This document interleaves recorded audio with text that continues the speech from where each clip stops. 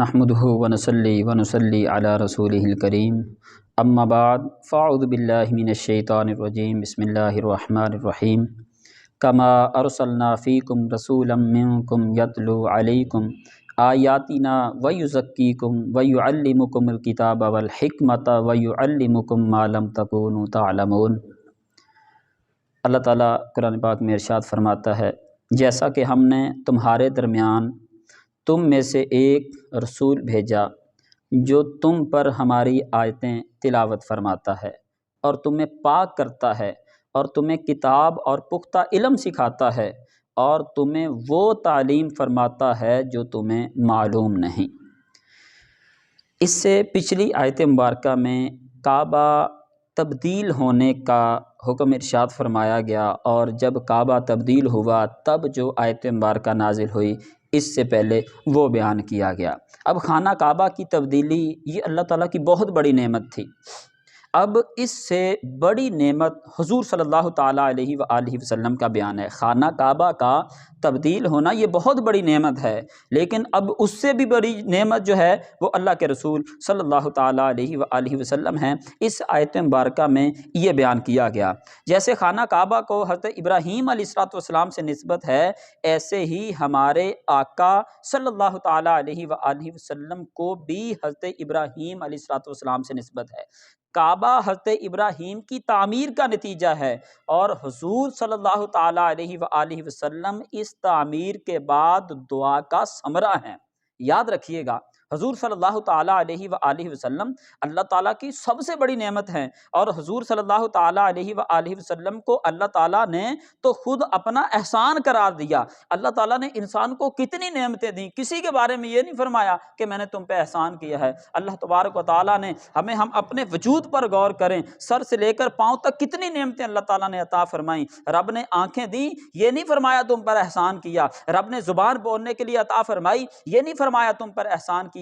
رب نے کان سننے کے لیے دیے، یہ نہیں فرمایا تم پر احسان کیا۔ ہاتھ دیے، پاؤں دیے، سارا یہ وجود دیا، کسی کے بارے میں یہ نہیں فرمایا کہ میں نے تم پر احسان کیا۔ لیکن یہ واحد رب کے محبوب ہیں کہ اللہ تبارک و تعالیٰ نے اپنا شانوں والا محبوب ہمیں عطا فرمایا، اور محبوب عطا فرمانے کے بعد اللہ تبارک و تعالیٰ نے اس کو احسان قرار دیا۔ اللہ تعالیٰ ارشاد فرماتا ہے، لَقَدْ مَنَّ اللَّهُ عَلَى الْمُؤْمِنِينَ إِذْ بَعَثَ فِيهِمْ رَسُولًا، بے شک اللہ نے ایمان والوں پر بڑا احسان فرمایا جب ان میں ایک رسول مبعوث فرمایا۔ اور وہ رسول بھی کیسے ہیں؟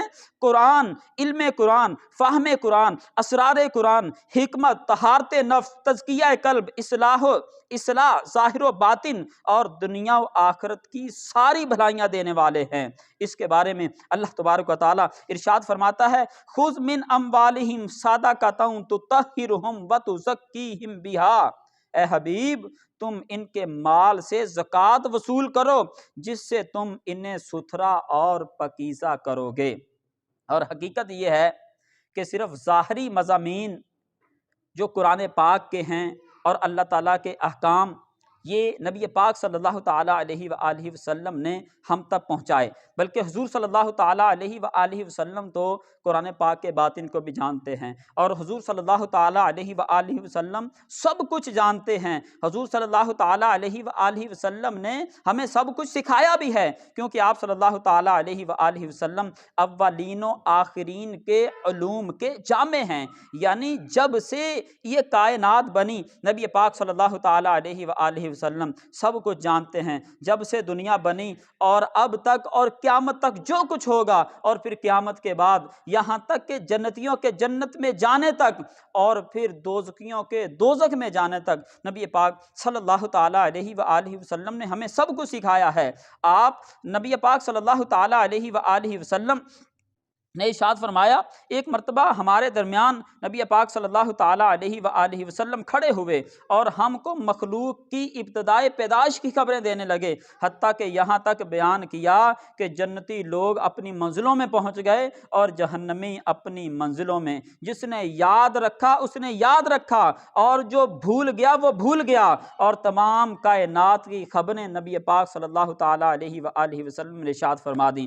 اور یہ بھی یاد رکھیے گا، حضور صلی اللہ تعالیٰ علیہ وآلہ وسلم کے ہر قول و فعل میں وہ علم و حکمت ہے کہ دنیا آج تک وہ تمام علم و حکمت معلوم نہیں کر سکی۔ یعنی اللہ تبارک و تعالیٰ نے ہمیں وہ شانوں والا محبوب عطا فرمایا، اور عطا فرمانے کے بعد یہ بھی فرمایا کہ میں نے تم پر احسان کیا ہے، اور یہ بھی ارشاد فرمایا وَيُعَلِّمُكُم مَّا لَمْ تَكُونُوا تَعْلَمُونَ، وہ تمہیں وہ تعلیم فرماتا ہے جو تمہیں معلوم نہیں تھی۔ حضور صلی اللہ تعالیٰ علیہ وآلہ وسلم نے ہمیں وہ تعلیم دی جو ہم نہیں جانتے تھے۔ حضور صلی اللہ تعالیٰ علیہ وآلہ وسلم نے ہمیں سب کچھ سکھا دیا، ما کان و ما یکون کا علم اللہ تبارک و تعالیٰ نے اپنے محبوب صلی اللہ تعالیٰ علیہ وآلہ وسلم کو عطا فرمایا۔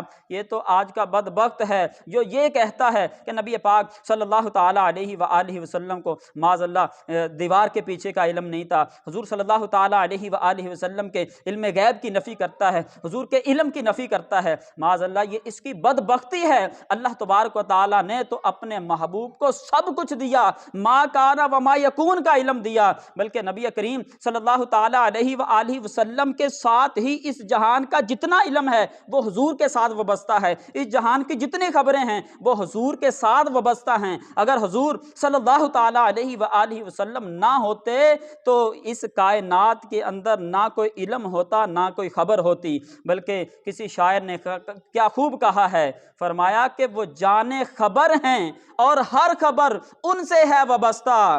ارے او بے خبر، ان کو بے خبر مانا تو کیا مانا، شفیع و حاکم و مختار مان ان کو دنیا میں، قیامت میں یہ سب کچھ دیکھ کر مانا تو کیا مانا۔ حضور صلی اللہ تعالیٰ علیہ وآلہ وسلم کو اللہ تبارک و تعالیٰ نے سب کچھ عطا فرمایا، یہ ہمارا عقیدہ ہے۔ اللہ تبارک و تعالیٰ ہم سب کو عمل کی توفیق عطا فرمائے، آمین بجاہ النبی الامین صلی اللہ تعالیٰ علیہ وآلہ وسلم۔